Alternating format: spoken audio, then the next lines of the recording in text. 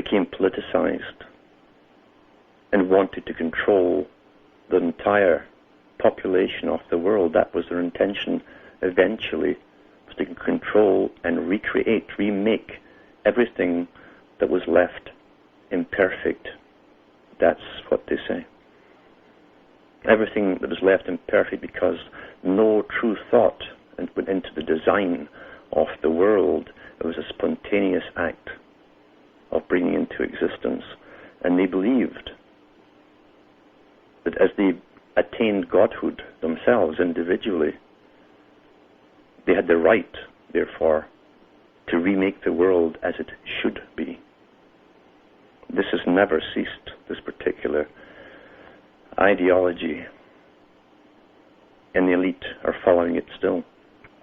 That means everything. That's why you're seeing all the modified food, apart to dumb the public down, of course, and to kill you off quicker, which it will. They definitely will. Population control. But they want to modify everything. Everything on the planet. Perfect it. Now, this was shown in their architecture of the layouts of their buildings, the 15, 16, 1700s into the 1800s. You can see some of the big estates even today that are left over, and look at the shapes of their gardens, how they're laid out in geometrical patterns, the reflection of the macrocosm into the microcosm, and vice versa. It was to create the harmony, and that's their terminology, between heaven and earth. Harmony. They put great faith in doing this. That you will see it's a much older tradition than simply from the 1500s. You will see it in the big cathedrals that were built in the early 11th century onwards. You'll see the tremendously domed ceilings, and the acoustics are incredible. The mathematical work that went into making all of these interlacing domes and almost what they were doing by using the huge beams and shaping them into points at the top as they all met, the arches inside the churches, was trying to recreate nature. They all represented the trees and the boughs all coming together. This is what you're seeing, although you're not generally aware of it, a more perfected form of nature.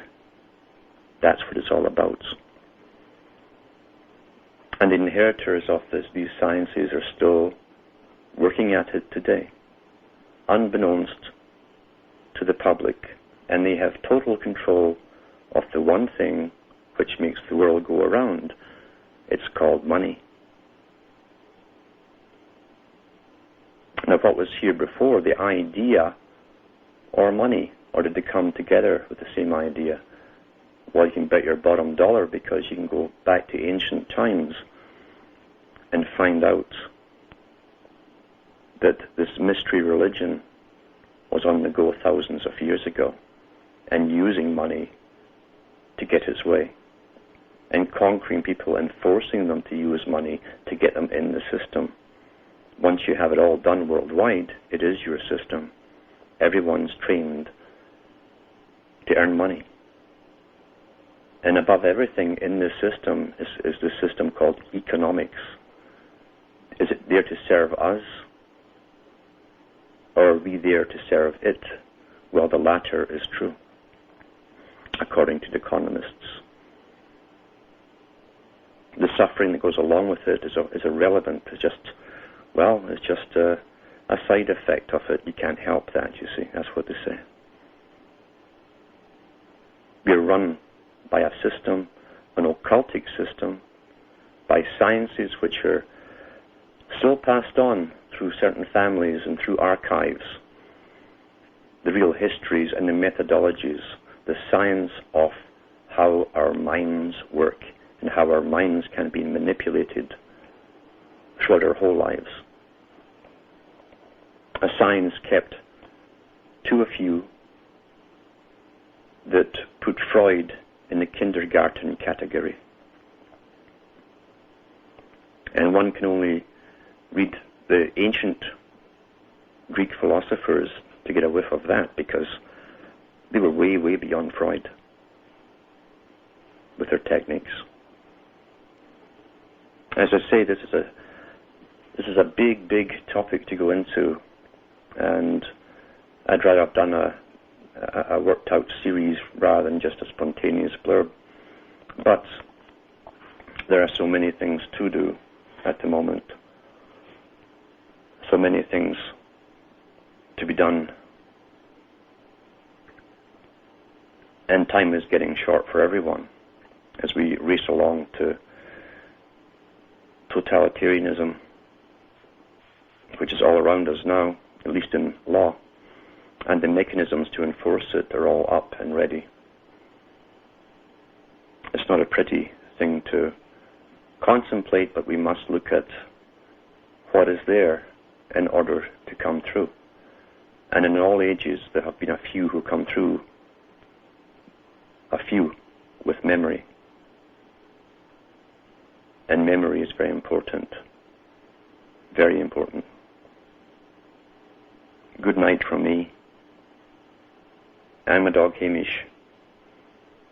And may your God, or your dog, go with you.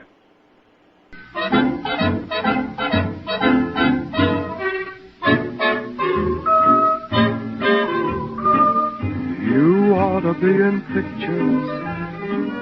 Gee, you're beautiful to see. Say you ought to be in pictures.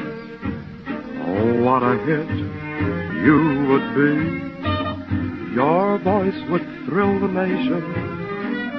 Your looks would be adored.